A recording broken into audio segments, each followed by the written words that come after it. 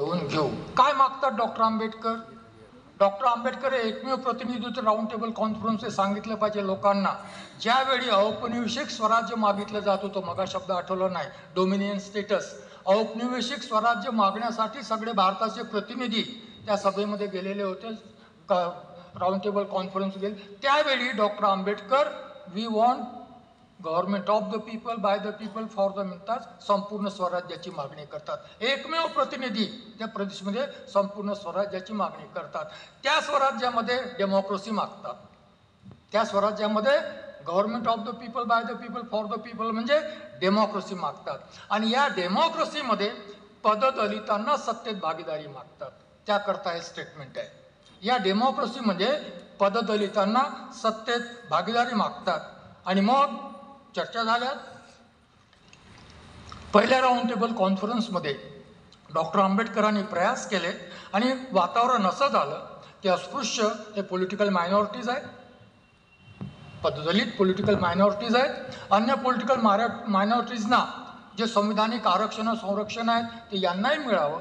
आणि मग डॉक्टर आंबेडकरांनी मागणी केली की आम्हाला सेपरेट इलेक्टोरेट्स पाहिजेत.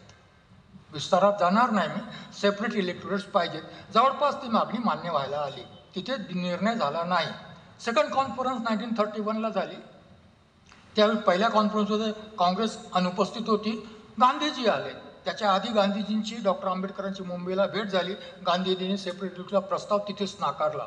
डॉक्टर आंबेडकर म्हणतात, माझी लढाई तिथे कॉन्फरन्समध्ये कशी असेल, कोणाशी लढायचं आहे मला हे आता इथे निश्चित झालेलं आहे.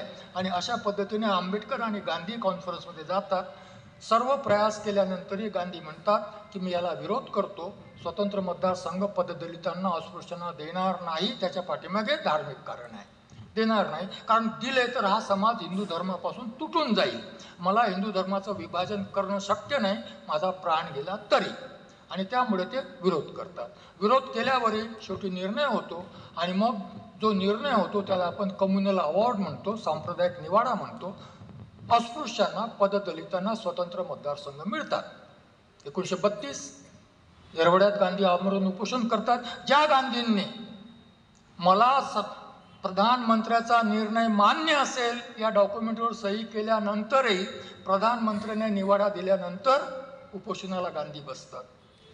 उपोषणाला गांधी बसतात हे लक्षात ठेवा. हा पत्रव्यवहार what Congress and Gandhi have done to इंटरव्ह्यूजमध्ये हा सगळा पत्रव्यवहार आहे. प्राईम मिनिस्टर किंवा भारत सरकारचे सेक्रेटरी होते त्यांचा गांधीबरोबर झालेला पत्रव्यवहार सगळा आपल्याकडे उपस्थित आहे. आणि मग उपोषणाला बसलेत. गांधीजींचं प्राण की अस्पृश्याचे स्वतंत्र मतदारसंघ, डॉक्टर आंबेडकरांच्या पुढे प्रश्न उपस्थित झाला. गांधींचं प्राण वाचवण्याचा निर्णय घेतात डॉक्टर आंबेडकर. करार होतो, पुणे करार. आणि मग स्वतंत्र मतदारसंघ जातात आणि आपल्या वाट्यावर अस्पृश्यांच्या वाट्यावर राखीव जागा आणि संयुक्त मतदारसंघ येतात.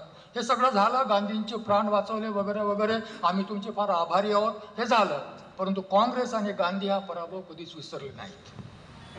काँग्रेस आणि गांधी हे प्रकरण कधीही विसरले नाहीत. त्यात भर पडली 1936च्या निवडणुकीची, त्याच्यात मी जाणार नाही. 1942 महत्त्वाचं वर्ष आहे. 1942 युद्ध सुरू होतं. ब्रिटिशला भारताची सहाय्यता हवी होती. काँग्रेस आणि गांधी म्हणत होते स्वराज्य डिक्लेअर करा तर आम्ही सहायता देऊ, उद्योग प्रयत्नांना सहायता करणार नाही. आणि मग संकटग्रस्त आहे ब्रिटन म्हणून 9 ऑगस्ट 1942ला क्विट इंडिया मूवमेंट गांधीजींनी आरंभिली. त्यावेळी डॉक्टर आंबेडकर व्हाईसरॉयच्या मंत्रिमंडळात होते. पुन्हा मग सुरू झाला काँग्रेसचा प्रचार. आम्ही स्वराज्याची जीवन मरणाची लढाई लढतो आहोत. आंबेडकर व्हाईसरॉयच्या मंत्रिमंडळात सत्ता भोगत आहेत. परंतु आंबेडकर काय म्हणतात हे कोणी ऐकलं नाही. आंबेडकर काय म्हणतात हे कोणी ऐकलं नाही. कारण त्यावेळी जसे आजची मीडिया आहे तशीच त्यावेळची मीडिया होती. कोणी ऐकलं नाही. आंबेडकर म्हणतात द्वितीय महायुद्ध संपल्यानंतर भारत स्वतंत्र होणार आहे, कोणत्याही आंदोलनाची गरज नाही. काय म्हणतात डॉक्टर आंबेडकर? द्वितीय महायुद्ध संपल्यानंतर भारत स्वतंत्र होणार आहे, कोणत्याही आंदोलनाची गरज नाही. केव्हा म्हणतात? 1942. महायुद्ध केव्हा संपलं? 45. स्वातंत्र्याची घोषणा केव्हा झाली? 1946ला. 8-10 महिन्याच्या काळानंतर घोषणा झाली. पण या युद्धात भारताने इंग्लंडला सहाय्य करणं आवश्यक आहे, कारण हे युद्ध दोन राष्ट्र समूहामधलं नाही, हे दोन फिलॉसॉफीमधलं युद्ध आहे. एकीकडे जर्मनी, इटली आणि जपान आहे, जे फॅसिस्ट आहेत, जे फॅसिझमचा प्रचार करतात, जे फॅसिस्ट आहेत. वर्ण श्रेष्ठत्वाचा सिद्धांत मांडणारा जर्मनी, फॅसिस्ट जर्मनी एकीकडे आहे आणि दुसरीकडे डेमोक्रेसी आहे. इंग्लंड, फ्रान्स, रशिया आणि अमेरिका हे डेमोक्रेसीचं प्रतिनिधित्व करतात. हे डेमोक्रेसी आणि फॅसिझममधलं युद्ध आहे. जर्मनी विजय झाला, जगात फॅसिझम येईल, डेमोक्रेसी मरेल, स्वतंत्र भारतात डेमोक्रेसी येणार नाही. काय म्हणतात आंबेडकर? स्वतंत्र भारतात डेमोक्रेसी येणार नाही, आणि स्वतंत्र भारतात डेमोक्रेसी यायची असेल तर ब्रिटन युद्धात विजयी झालं पाहिजे. मी युद्धाला सहाय्य करतो. ज्याचा त्याचा दृष्टिकोन आहे, त्यातून जे जे घ्यायचं असेल ते त्यांनी घ्यावं. हा डॉक्टर आंबेडकरांचा दृष्टिकोन आहे. युद्धाला सहाय्य करतात. पुन्हा काँग्रेस आणि बाबासाहेब आंबेडकर यांचा संघर्ष. या पार्श्वभूमीमध्ये काँग्रेसने ठरवलं की बाबासाहेबांना संविधान सभेत निवडून येऊ द्यायचं नाही. त्याचा परिणाम मुंबई विधानमंडळातून त्यांना संविधान सभेत जाता आलं नाही, हा त्यांचा परिणाम. परंतु काही वेगळंच घडायचं होतं, घडलं. जोगेंद्रनाथ मंडल यांनी त्यांना विनंती केली, तुम्ही या डॉक्टर आंबेडकर, मी तुम्हाला बंगाल विधानमंडळातून निवडून पाठवतो. सगळे प्रयास केलेत. काँग्रेसने तिथे विरोध केला, तरीही प्रयास केले. जोगेंद्रनाथ मंडलने 5 मताची आवश्यकता होती. डॉक्टर आंबेडकरांना 7 मतं मिळालीत. डॉक्टर आंबेडकर संविधान सभेवर निर्वाचित झालेत, काँग्रेसचा विरोध असतानाही. बरेचदा प्रचार केला जातो की मुस्लिम लीगने सहाय्य केलं. मी जे डॉक्युमेंट्स वाचलेले आहेत, मुस्लिम लीगने कोणतेही सहाय्य केलेले नाही. हे 7ही मतची होती. ही अनुसूचित जाती आणि जनजातीची मतं होती, आणि या मताच्या भरोश्यावर डॉक्टर आंबेडकर निवडून आले. संविधान सभा अस्तित्वात आली. 9 डिसेंबर 1946ला संविधान सभेचा कार्यकाळ प्रारंभ झाला. कशी होती ही संविधान सभा? या संविधान सभेविषयी एक असं लिहिलेलं आहे, वेगवेगळ्या विचारांचे लोक. वर्तमान काळाचा संदर्भ घ्या. संविधान सभा म्हणजे ती एक पार्लमेंटची प्रतिकृती होती. कशी होती? वेगवेगळ्या विचारांचे लोक होते. डॉक्टर श्यामाप्रसाद मुखर्जी होते, डॉक्टर आंबेडकर होते, पंडित जवाहरलाल नेहरू होते, सोमनाथ लाहिरी नावाचे कम्युनिस्ट सदस्य होते त्या ठिकाणी, सोमनाथ लाहिरी नावाचे, आणि एक दामोदर उजळू सेठ समाजवादी होते, मुस्लिम लीग होती. वेगवेगळ्या विचारांचे लोक होते. वेगवेगळ्या विचारांचे लोक संविधान सभेत एकत्र आले होते. ते नव्या राष्ट्राची निर्मिती करत होते. भारत राष्ट्र आहे हे 26 जानेवारी 1950ला पहिल्यांदा संविधानाने घोषित केलं की भारत हे राष्ट्र आहे. डॉक्टर आंबेडकर म्हणतात थॉट्स ऑन पाकिस्तानमध्ये की याआधी या प्रदेशामध्ये राष्ट्र नावाची काहीही अस्तित्व कुठेही अस्तित्वात नव्हतं. संविधानाने भारत नावाचं राष्ट्र अस्तित्वात आणलेलं आहे. आम्ही त्याला म्हणतो बिईंग अँड बिकमिंग. बिईंग म्हणजे राष्ट्र अस्तित्वात आलं, राष्ट्र निर्मितीची प्रक्रिया आरंभ झालेली आहे. 26 जानेवारीला राष्ट्र अस्तित्वात आलं आणि राष्ट्र निर्मितीची प्रक्रिया आरंभ झालेली आहे. या नवीन राष्ट्राच्या निर्मितीसाठी त्यांच्यात वाद होते, मतभेद होते, डिबेट्स वाचा. नव्या राष्ट्रासाठीची दृष्टी वेगवेगळी होती, मात्र वेगळी विचारधारा असणाऱ्या व्यक्तीला शत्रू मानले जात नव्हते. आजच्या परिस्थितीत विचार करा. वेगळी विचारधारा असणाऱ्या व्यक्तीला शत्रू मानले जात नव्हते, असा तो काळ होता. त्यामुळे वाद, प्रतिवाद, संवाद हे लोकशाहीतील महत्त्वाचं तत्व संविधान सभेतील आपल्या सामूहिक वर्तनातून सिद्ध झालेलं होतं. तिथे वाद होते, संवाद, प्रतिवाद होता, संवादही होता, परंतु विरोधी मत असलेला शत्रू मानलं जात नव्हतं. अशी ही संविधान सभा होती. आणि या संविधान सभेचा कार्य 9 डिसेंबर 1946ला आरंभ झालं.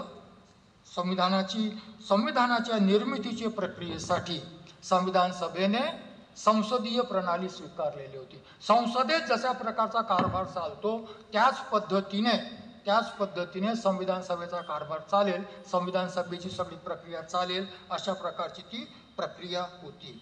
डॉक्टर सच्चिदानंद सिन्हा सगळ्यात सिनियर सदस्य, त्यांना अस्थायी अध्यक्ष म्हणून नियुक्त करण्यात आलं. सदस्यांचा शपथविधी झाला आणि 11 डिसेंबर 1946ला डॉक्टर राजेंद्र प्रसाद यांना स्थायी अध्यक्ष आणि त्याचबरोबर डॉक्टर एस सी मुखर्जी यांना व्हाईस प्रेसिडेंट उपाध्यक्ष म्हणून निवडण्यात आलं. 13 डिसेंबर 1946 संविधानाच्या निर्मितीच्या प्रक्रियेतील अत्यंत महत्त्वाचा दिवस. काँग्रेस बहुमताचा पक्ष, त्याच्यानंतर सेकंडवर मुस्लिम लीग होतं. जे मुस्लिम बहुल प्रांत होते सगळं मुस्लिम लीग त्या ठिकाणाहून निर्वाचित झालेलं होतं आणि त्याच्यानंतर बाकीचे छोटे मोठे पक्ष होते. काँग्रेस बहुमताचा पक्ष असल्यामुळे प्रेसिडेंटनी काँग्रेसला इन्व्हाइट केलं की तुम्ही संविधानाचं ध्येय आणि उद्दिष्ट काय असेल हा प्रस्ताव मांडा.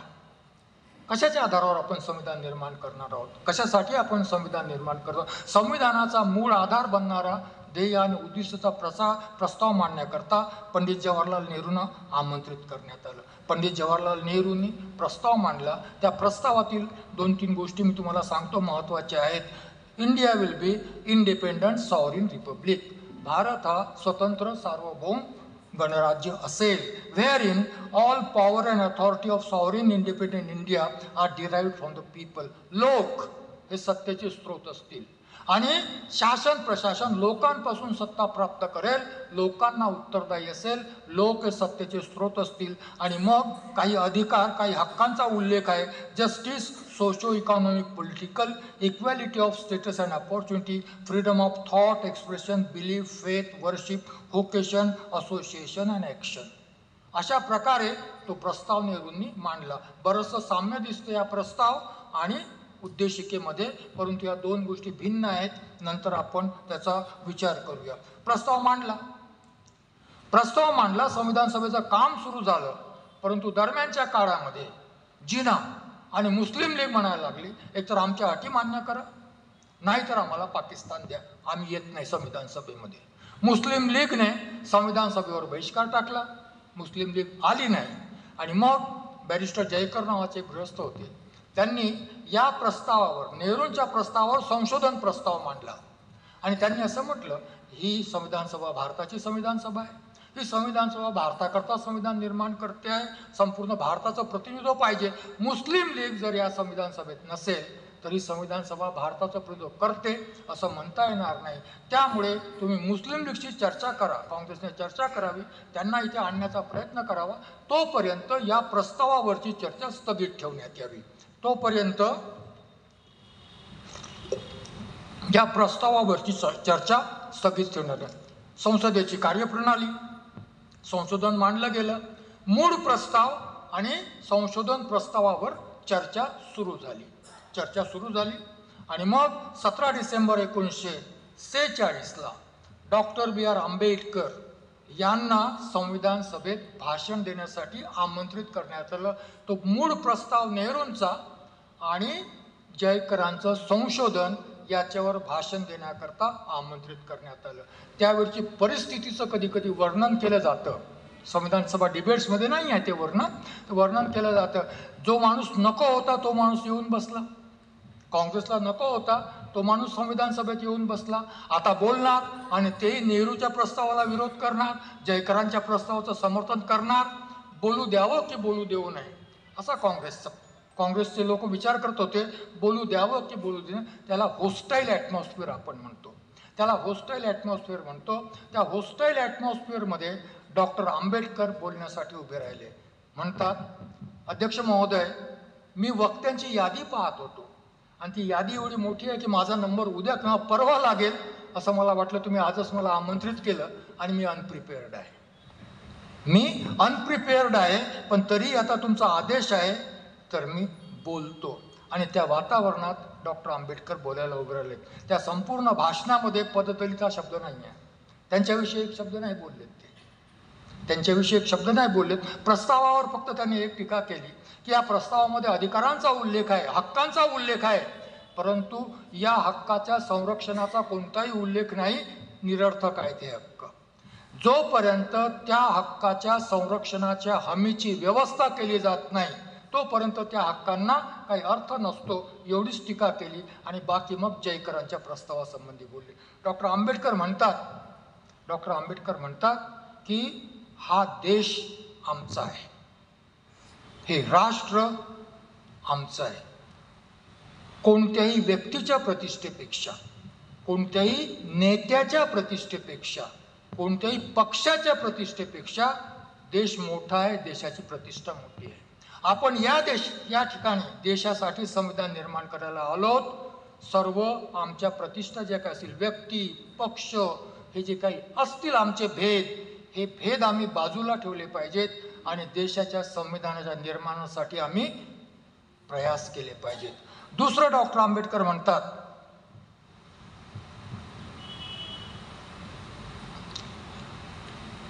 I am quite convinced that given time and circumstances, nothing in the world will prevent the country from becoming one. आणि मग चिअर्स, हर्षध्वनी. कोण करतायत हर्षध्वनी? काँग्रेसचे सदस्य. काय म्हणतात डॉक्टर आंबेडकर? जर समय आणि परिस्थिती अनुकूल असेल तर, राहिली तर, या देशाला एकात्म एकसंघ होण्यापासून जगातील कोणतीही शक्ती रोखू शकत नाही. काय म्हणतात डॉक्टर आंबेडकर? जगातील कोणतीही शक्ती एकात्म एकत्र होण्यापासून लोक. आणि करतील कोण? लोक. आजही भारतात लोकशाही जिवंत आहे, लोकांमुळे जिवंत आहे. कोणत्याही राजकीय पक्षाने, कोणत्याही पुढाऱ्यामुळे जिवंत नाही लोकशाही. कोणत्याही नेत्यामुळे जिवंत नाही, कोणत्याही राजकीय पक्षामुळे जिवंत नाही. लोकशाही जिवंत आहे लोकांमुळे. बाबासाहेब म्हणतात, जगात संविधान जिवंत ठेवायचं असेल, जगात लोकशाही जिवंत ठेवायचं असेल, फक्त लोक जिवंत ठेवू शकतात, कोणतेही सरकार जिवंत ठेवू शकत नाही. इस्रायल त्याचं उदाहरण आहे. उदाहरण त्याविषयी आपण नंतर बोलू. त्यानंतर डॉक्टर आंबेडकर म्हणतात मुसलमानांसाठी म्हणतात, मुसलमानांना कदाचित प्रकाश दिसेल, मुसलमानांना कदाचित सद्बुद्धी सुचेल, मुसलमानांना कदाचित जाणीव होईल आणि ते पाकिस्तानची मागणी करणार नाहीत, तर एकात्म भारतात ते अधिक सुरक्षित आहेत याची जाणीव. आजही भारतामध्ये पाकिस्तानपेक्षा लोकसंख्येने अधिक मुसलमान आहेत. पाकिस्तानमध्ये जेवढे मुसलमान आहेत त्यापेक्षा अधिक मुसलमान भारतामध्ये आहेत. आणि एवढ्याच करता आहेत की ते म्हणतात, आम्हाला संविधानाने जे संरक्षण दिलं ते पाकिस्तानात मिळण्याची शक्यता नाही. हे संविधान आहे म्हणून आम्ही या देशात सुरक्षित आहोत. कुठे राहू असं नाही म्हणत ते. हे संविधान आहे म्हणून या देशात आम्ही सुरक्षित आहोत. बाबासाहेब तेव्हा म्हणतात की कदाचित अशी वेळ येईल की त्यांना असं वाटेल की आम्ही एकात्म एक संघ भारतामध्ये सुरक्षित आहोत. तिथे बसलेल्या लोकांना कसं वाटत असेल, काय प्रतिसाद दिला असेल त्यांनी. जेव्हा वातावरणात पाकिस्तानच्या निर्मितीची गोष्ट सुरू आहे त्यावेळी बाबासाहेब मुसलमानांना आवाहन करतात की तुम्ही या देशामध्ये अधिक सुरक्षित आहात. Cheers, loud cheers. काँग्रेसला सांगतात, आजची परिस्थिती काँग्रेसला सांगतात, तुमची थम्पिंग मेजॉरिटी आहे, तुमचं प्रचंड बहुमत आहे संविधान सभेमध्ये, तुम्ही वाटेल ते पारित करू शकता. प्रचंड बहुमत असलं तर वाटेल ते पारित करता येतं की नाही?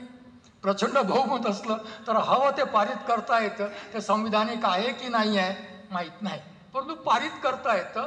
प्रचंड बहुमत आहे, याला आम्ही पॉवर म्हणतो. बहुमत, पॉवर.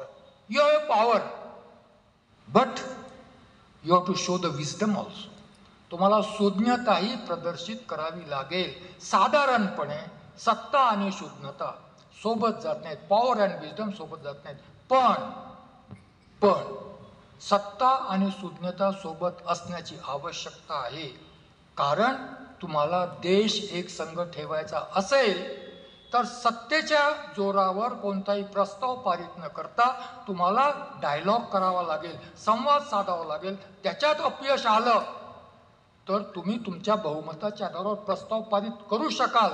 प्रयास तर करा, सुज्ञतेचा परिचय द्या.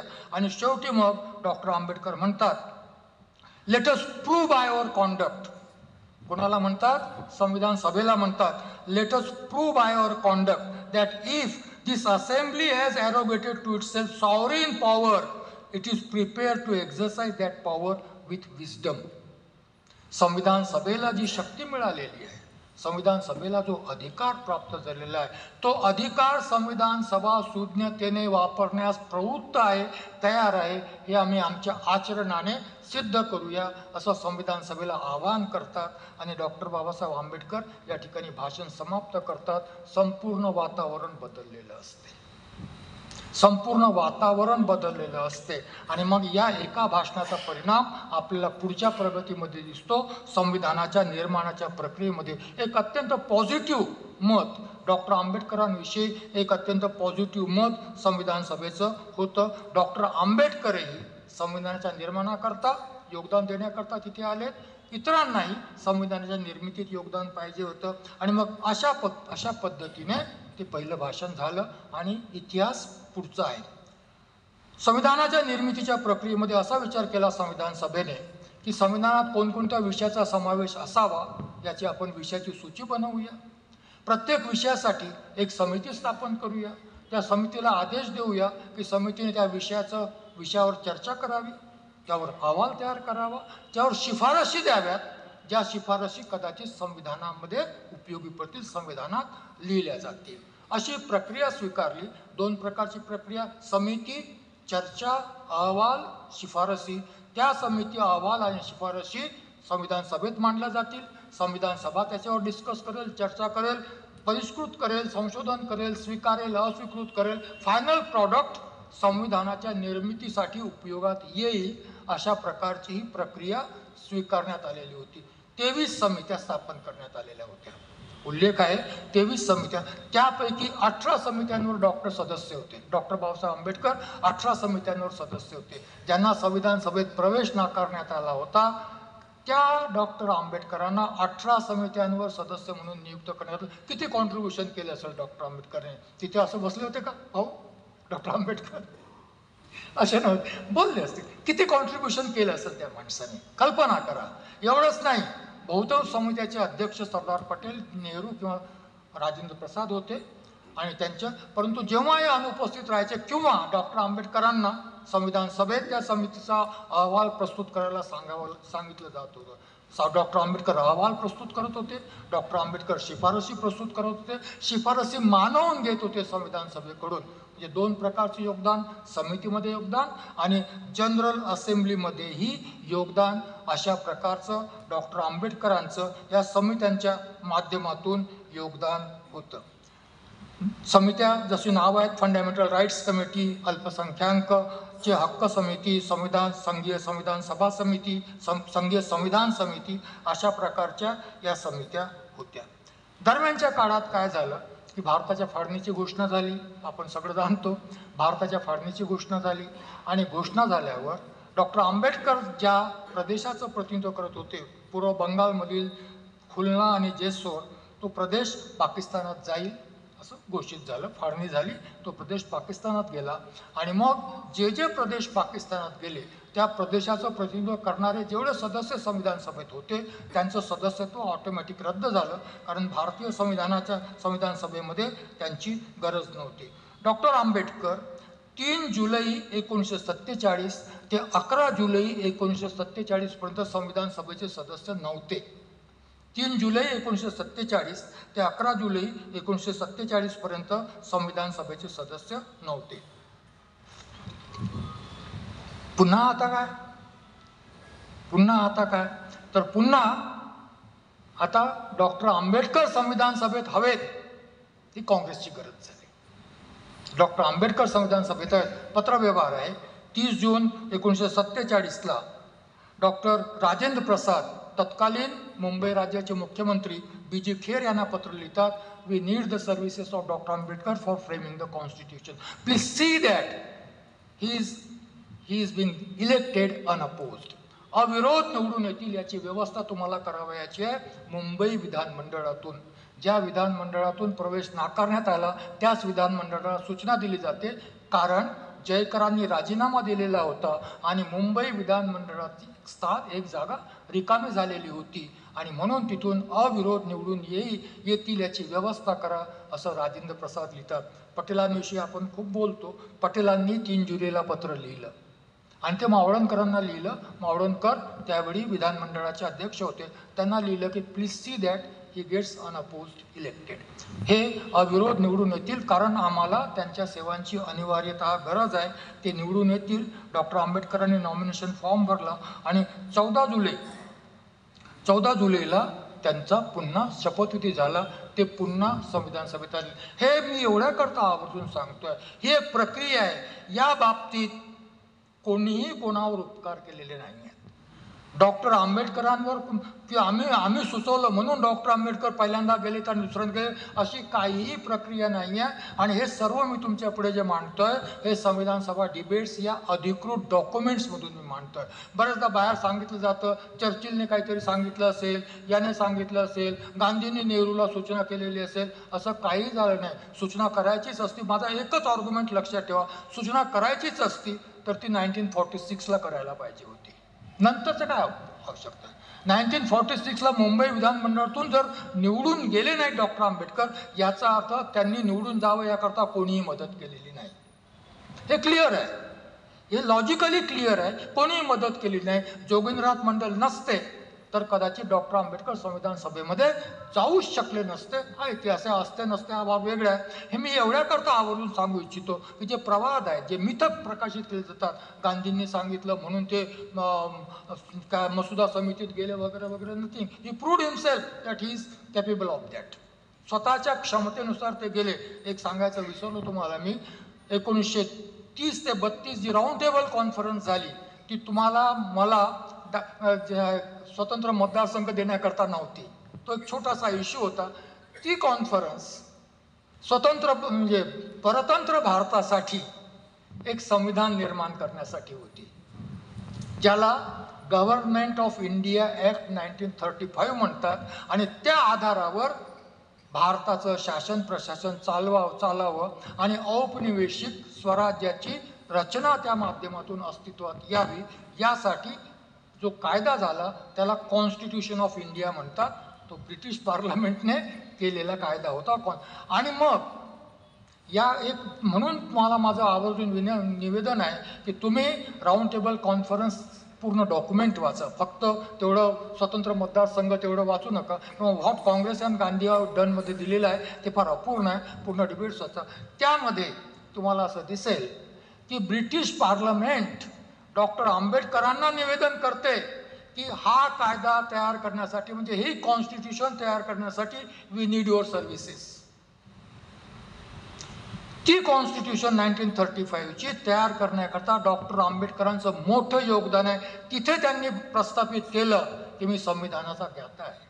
जगातील संविधानं मी वाचलेली आहेत आणि ते ब्रिटिश पार्लमेंटला विनंती करतात की ह्या 35चा कायदा करण्यासाठी मला दक्षिण आफ्रिकेच्या संविधानाला रेफर करायचं आहे, कृपया ते उपलब्ध करून द्या. कृपया ते उपलब्ध करून द्या. 35ला त्या 35च्या कायद्याच्या माध्यमातून राऊंड टेबल कॉन्फरन्समध्ये ही एस्टॅब्लिश हिमसेल्फ. त्यामध्ये काँग्रेसचे प्रतिनिधी, त्यांना माहीत नव्हतं. डॉक्टर मुंजे डॉक्टर आंबेडकरांच्या समितीपुढे साक्षीला बसले आहेत तिथे राऊंड टेबल कॉन्फरन्सचे. डॉक्टर मुंजे, चर्चिल बसलेले आहेत, साक्षी करतात. राऊंड टेबल कॉन्फरन्सच्या त्या समितीच्या पुढे साक्षी करतात. हे सगळ्या लोकांनी तिथे साक्षी दिलेल्या आहेत. आणि मग त्या निमित्ताने म्हणून डॉक्टर आंबेडकरांच्या सर्व्हिसेस भारताचं संविधान निर्माण करण्याकरता हवं होतं. तर अशा प्रकारे ही संविधानाच्या निर्माणाची प्रक्रिया सुरू राहिली. 15 ऑगस्ट 1947 स्वतंत्र मिळालं. पहिलं मंत्रिमंडळ अस्तित्वात आलं. जवाहरलाल नेहरू मंत्री झाले. जवाहरलाल नेहरूंनी विनंती केली की आमच्या मंत्रिमंडळात या. डॉक्टर आंबेडकरांनी विनंतीला मान दिला, स्वीकारला. येतो, माझी इच्छा असेल तोपर्यंत राहीन, ज्या दिवशी नसेल त्या दिवशी जाईन, ज्या दिवशी नाही पटलं त्या दिवशी जाईन, मला काय मंत्रिमंडळात किती काळ राहायचं आहे ते मी ठरवेन. त्याचबरोबर डॉक्टर श्यामाप्रसाद मुखर्जींनी मंत्रिमंडळाची शपथ घेतली. डॉक्टर आंबेडकर आणि श्यामाप्रसाद मुखर्जी संविधान सभेतही एकत्र होते आणि नेहरूंच्या मंत्रिमंडळातही एकत्र होते. मंत्रिमंडळ अस्तित्वात आलं. 28 ऑगस्टची तारीख लक्षात ठेवा. फक्त काही फार महत्त्वाचं आहे, पण महत्त्वाचं नाही असंही असेल. म्हणजे साधारणपणे प्रक्रिया अशी आहे की संसद नंतर मंत्रिमंडळ, नाही का, संसदेतून मंत्रिमंडळ बनते ना निरासदेतून. इथं तर मंत्रिमंडळ पहिल्यांदा आलं, संसद कुठे आहे? मंत्रिमंडळ तरी संसदीय लोकशाही, मंत्रिमंडळ पहिल्यांदा आलं, संसद कुठे आहे? म्हणून 28 तारीख 1947ला 28 ऑगस्ट 1947ला डॉक्टर आंबेडकर प्रस्ताव मांडतात संविधान सभेमध्ये की भारताची संविधान सभाच भारताची पहिली संसद म्हणून कार्य करेल. भारताची संविधान सभाच भारताची पहिली संसद म्हणून कार्य करेल आणि मग 3 दिवस संविधान सभा संविधान निर्माणाचं काम करेल आणि 2 दिवस संविधान सभा संसद म्हणून कार्य करेल. तिची कार्यप्रणाली कशी असेल, तिचे नियम कसे असतील वगैरे वगैरे सगळं डॉक्टर आंबेडकरांनी मांडलं. आणि मग 28 ऑगस्ट 1947 पासून संविधान सभा भारताची संसद म्हणूनही कार्यप्रवण झाली आणि 1952 साली पहिली लोकसभा निवडणूक झाल्यानंतर, लोकसभा अस्तित्वात आल्यानंतर त्या संसदेचं अस्तित्व समाप्त झालं. तोपर्यंत संविधान सभाच संसद म्हणून कार्यरत होती. 29 ऑगस्ट 1947 तारीख माहीत आहे, त्याचा उल्लेख फुलेले साहेबांनी केलेला आहे आपल्या भाषणामध्ये. मसुदा समिती, संविधान सभेने जेवढ्या समित्या बनवल्यात त्या सर्व समित्या निर्वाचित समित्या होत्या. निर्वाचित होत्या. नॉमिनेशन फॉर्म भरावे लागत होते, सेकंडर प्रपोजर सगळं. आणि मग जेवढे सदस्य पाहिजेत त्यापेक्षा जास्त सदस्य असतील तर निवडणूकही होत होती. ह्या सर्व निर्वाचित समित्या होत्या. डॉक्टर आंबेडकरांचं नावही त्या निर्वाचित समितीमध्ये त्या 29 ऑगस्टला जी मसुदा समिती तयार झाली त्यामध्ये नाव प्रपोज केलं गेलं. 7 नावं प्रपोज झाली. तो प्रस्ताव मांडला, श्री सत्यनारायण सिन्हा यांनी प्रस्ताव मांडला की आता संविधान निर्माणाची जी काही पूर्वतयारी करायची होती ती पूर्वतयारी आपण केलेली आहे. त्या आधारावर आपण मसुदा समिती बनवूया. मसुदा समिती संविधानाचा मसुदा तयार करेल. तो मसुदा संविधान सभेत मांडला जाईल आणि मग संविधान सभा त्याला फायनल शेप देईल. मसुदा समिती तयार झाली. 7 नावं त्याच्यामध्ये होती. त्याच्यामध्ये अल्लादी कृष्णस्वामी अय्यर, गोपालास्वामी अय्यंगार, डॉक्टर बी आर आंबेडकर हाच क्रम होता. डॉक्टर बी आर आंबेडकर, के एम मुन्शी, त्याच्यानंतर सय्यद मोहम्मद सादुल्ला आणि एक खेतान, डी पी खेतान आणि बी एल मित्तर अशा 7 सदस्यांची समिती नियुक्त करण्यात आली. आणि मग त्या दिवशी संविधान सभा स्थगित झाली. संविधान सभेने या समितीला आदेश दिला की आम्ही संविधान सभेमध्ये जे काही निर्णय घेतलेले आहेत, आम्ही संविधान सभेमध्ये जे काही शिफारसी स्वीकारलेल्या आहेत त्या प्लस आणखीन संविधानामध्ये जे जे काही हवं आहे ते सर्व तुम्ही त्याच्यावर विचार करा आणि त्या आधारावर तुम्ही एक मसुदा तयार करा. टास्क होता, त्या आधारावर तुम्ही एक मसुदा तयार करा. तो मसुदा आम्ही चर्चेला घेऊ आणि त्या आधारावर संविधान सभा डिसाईड करेल की संविधान कसं असावं ते. या समितीला संविधान निर्माणाची जबाबदारी, मसुदा निर्माणाची जबाबदारी सोपवण्यात आली. लक्षात आलं का? मसुदा निर्माणाची जबाबदारी टास्क दिला गेला ॲक्च्युली संविधान. आणि मग 30 ऑगस्ट 1947 मसुदा समितीने डॉक्टर आंबेडकरांना मसुदा समितीचं अध्यक्ष निर्वाचित केलं. लक्षात आलं? मसुदा समितीने डॉक्टर आंबेडकरांना मसुदा समितीचं अध्यक्ष निर्वाचित केलं. आणि मग मसुद्याच्या लेखनाचं काम, मसुदा तयार करण्याचं काम 30 ऑगस्ट 1947 ते 4 नोव्हेंबर किंवा 3 नोव्हेंबर 1948 पर्यंत मसुद्याच्या निर्माणाचं काम सुरू होतं. डॉक्टर आंबेडकर आपल्या भाषणात 25 नोव्हेंबर 1949च्या भाषणात म्हणतात मसुदा तयार करायला फक्त 141 दिवस लागले असं डॉक्टर आंबेडकरच म्हणतात. मग इतका काळ, तर या काळामध्ये लोकांच्या अवलोकनाकरता मसुदा 8 महिने खुला होता. कारण मसुदा समिती नाही, संविधान सभेलाही असं वाटत होतं ज्या लोकांसाठी आपण संविधान निर्माण करतो फायनल प्रॉडक्ट दाखवण्याच्या आधी आम्ही काय तयार करतो लोकांनी वाचोत की न वाचोत, ते शिक्षित आहेत की अशिक्षित आहेत, आम्ही आमची जबाबदारी, नैतिक जबाबदारी आहे की ज्यांच्यासाठी आम्ही संविधान निर्माण करतो त्यांना ते दिसलं पाहिजे की कसं निर्माण होत आहे, काय निर्माण केलं जात आहे. आणि मग तो मसुदा 8 महिने लोकांसाठी खुला होता. लोकांच्या प्रतिक्रिया मागवण्यात आल्यात, त्याचा विचार करण्यात आला आणि त्यामुळे मग इतका कालावधी लागला 30 ऑगस्ट 1947 ते 4 नोव्हेंबर 1948. वस्तुतः मसुदा 141 दिवसात खुला झाला. आणि त्यानंतर मग मसुद्याची एक प्रत संविधान सभेचे अध्यक्ष डॉक्टर राजेंद्र प्रसाद यांना पाठवण्यात आली. संविधान नाही, मी काळजीपूर्वक आहे का, संविधान नाही, मसुद्याची एक प्रत डॉक्टर राजेंद्र प्रसाद यांना पाठवण्यात आली, कारण त्या मसुद्यावर चर्चा व्हायची आहे संविधान सभेमध्ये, त्याचा अजेंडा तयार करायचा होता त्यांच्या कार्यालयाला. त्या मसुद्यावर चर्चा करण्यासाठीचा अजेंडा तयार करण्यासाठी मसुद्याची एक प्रत संविधान सभेचे अध्यक्ष म्हणून डॉक्टर राजेंद्र प्रसाद यांना पाठवण्यात आली आणि सर्व सदस्यांना मसुद्याची एक एक प्रत दिली गेली की तुम्ही अध्ययन करून यावं, आणि अशा पद्धतीने सर्वांना त्या प्रती वाटण्यात आल्या. आणि मग 4 नोव्हेंबर 1948ला तो मसुदा डॉक्टर B.R. आंबेडकर मसुदा समितीचे अध्यक्ष या नात्याने संविधान सभेत प्रस्तुत करतात. काही महत्त्वाच्या बाबी सांगतात ते संविधान सभेत. पहिली बाब त्यांनी म्हटलं की संविधान मसुदा समितीने भारताकरता संसदीय लोकशाहीचा प्रस्ताव ठेवलेला आहे. डिटेलमध्ये डिबेट्समध्ये लिहिलेलं आहे की अध्यक्षीय लोकशाही कशी आहे, संसदीय लोकशाही कशी आहे, आणि मग संसदीय लोकशाहीच आम्ही का प्रिफर करतो. डॉक्टर आंबेडकर एवढंच म्हणतात, आम्हाला लोकांप्रती अधिक उत्तरदायी शासन व्यवस्था पाहिजे आहे.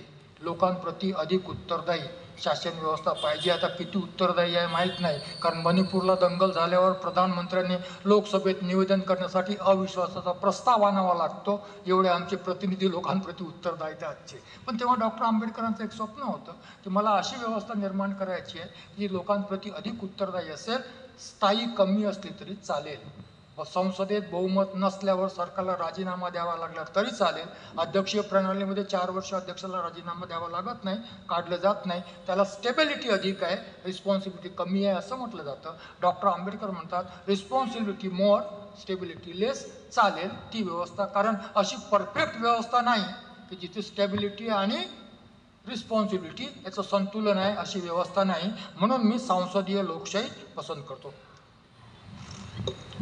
फेडरल गव्हर्नमेंट, ड्युअल पॉलिटी, केंद्रात केंद्र सरकार, राज्यात राज्याचं सरकार, दोघेही आपल्या आपल्या क्षेत्रात स्वायत्त असतील. एक बाब केली डॉक्टर आंबेडकरांनी संविधानाच्या माध्यमातून, फेडरेशन असूनही, it is a federation of states, असं असूनही कोणत्याही प्रांताला किंवा कोणत्याही राज्याला संघामधून विलग होण्याचा, वेगळं होण्याचा अधिकार संविधानाने दिलेला नाही. अमेरिकेच्या कॉन्स्टिट्यूशनमध्ये तो आहे, भारताच्या कॉन्स्टिट्यूशन अधिकार दिला नाही. अडवाणीजी 1996ला रामभाऊ मार्गी प्रबोधिनीमध्ये भाषण देतात आणि म्हणतात, इतके विघटनकारी तत्व भारतात असतानाही भारत एक संघ आहे, याचं सर्व श्रेय भारताच्या संविधानाला, याचं सर्व श्रेय भारताच्या संविधानाला आणि संविधान निर्माता डॉक्टर आंबेडकरांना आहे. अजूनही भारत एक संघ आहे, संविधानात ते प्रावधान आहे की कोणत्याही राज्याला संघातून वेगळं होता येणार नाही. Single judiciary, uniform fundamental laws, criminal and civil, common civil service.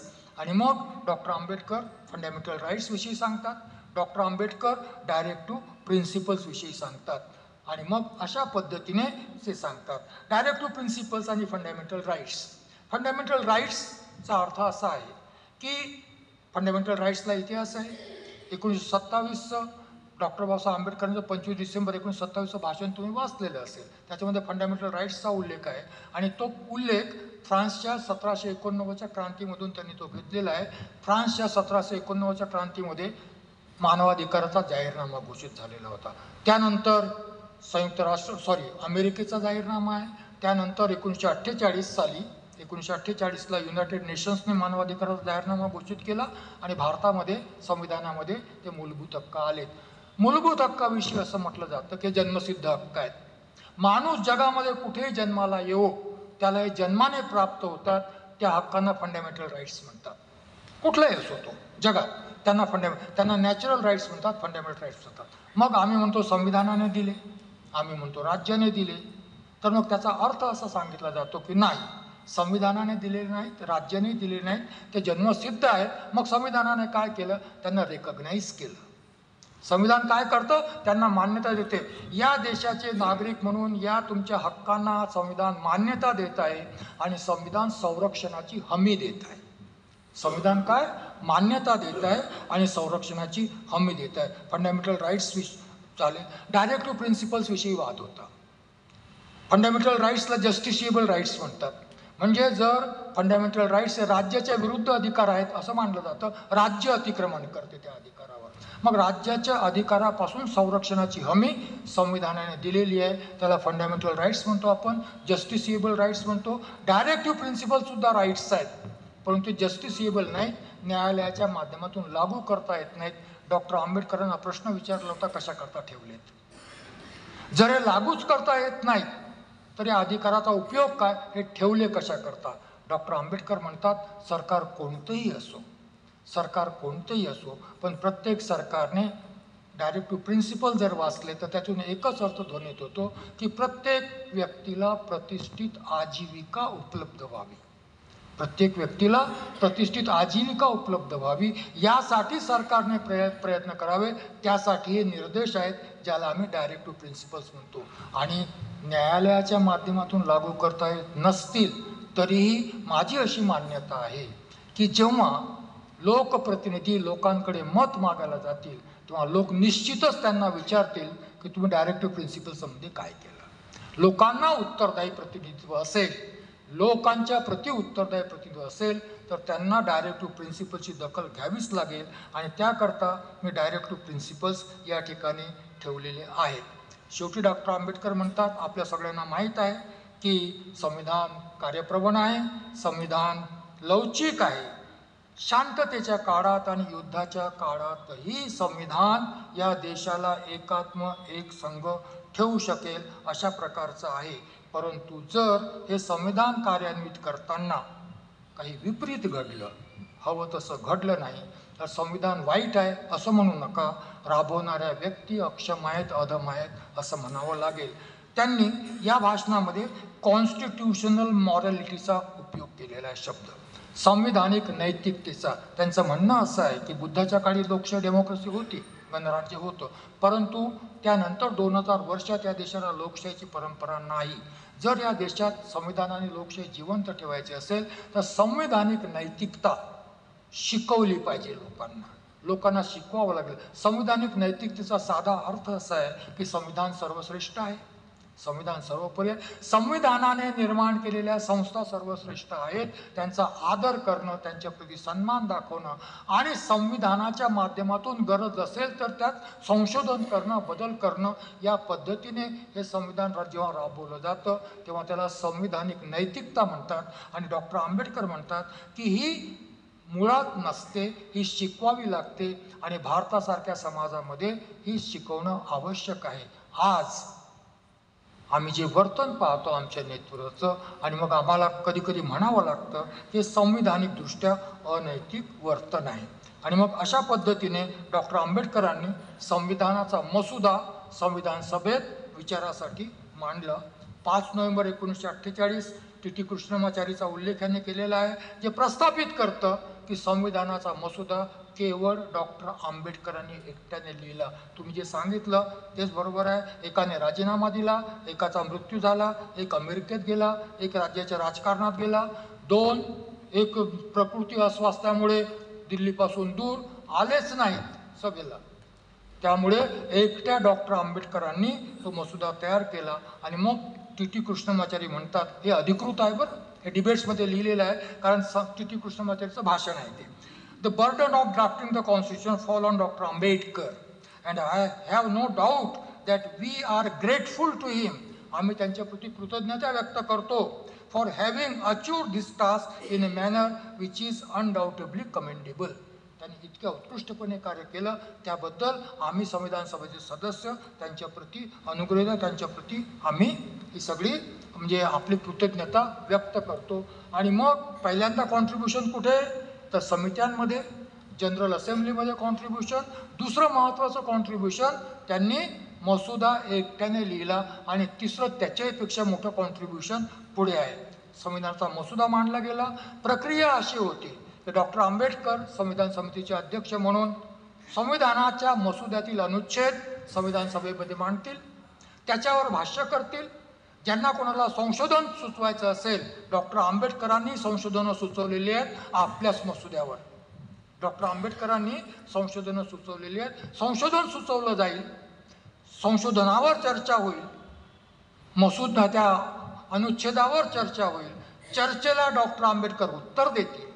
Doctor आंबेडकरांनी स्वीकारलं तर संशोधन त्या अनुच्छेदाचा भाग होईल, नाकारलं तर अनुच्छेद नाकारला जाईल आणि अशा पद्धतीने परिष्कृत अनुच्छेद संविधानाचा भाग होईल. ही प्रक्रिया संविधानाच्या प्रत्येक अनुच्छेदाबाबत, प्रत्येक खंडाबाबत, प्रत्येक उपखंडाबाबत वापरली गेली आणि अशा पद्धतीने मग 4 नोव्हेंबर 1948 पासून संविधान सभेमध्ये ड्राफ्टवर, संविधानाच्या मसुद्यावर चर्चा सुरू झाली. काही महत्त्वाच्या ज्या चर्चा आहेत त्याचा थोडा सारांश मी तुम्हाला सांगतो. अनुच्छेद 16, संविधानातला अनुच्छेद 16, मसुद्याचा अनुच्छेद 10 होता तो. ही चर्चा झाली. जरूर वाचा डिबेट्समध्ये. 30 नोव्हेंबर 1948ची ही चर्चा, मी तारीखही सांगतो तुम्हाला तुमच्या रेफरन्स करता. ही चर्चेमध्ये चर्चा झाली, अनुच्छेद मांडला गेला. अनुच्छेदाचा खंड 1 म्हणतो संधीच्या समानतेच्या सिद्धांताचा सिद्धांत आहे. अनुच्छेद खंड 1 काय आहे? संधीच्या समानतेचा सिद्धांत. आणि अनुच्छेद 4 म्हणतो की अनेक शतकापासून ज्यांना शासन प्रशासनात प्रतिनिधित्व मिळालं नाही, प्रवेशच मिळाला नाही, त्यांना पर्याप्त प्रतिनिधित्व द्यावं असं अनुच्छेद 16(4) म्हणतो आपला.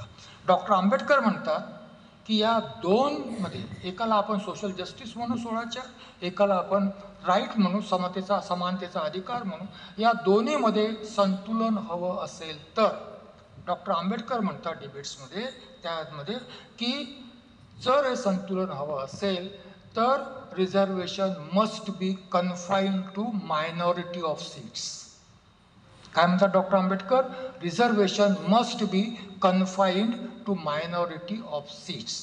याचा अर्थ असा की आरक्षण हे 50% कमी असावं असं डॉक्टर आंबेडकर, 50%ची मर्यादा असावी असं डॉक्टर आंबेडकर त्या भाषणामध्ये म्हणतात.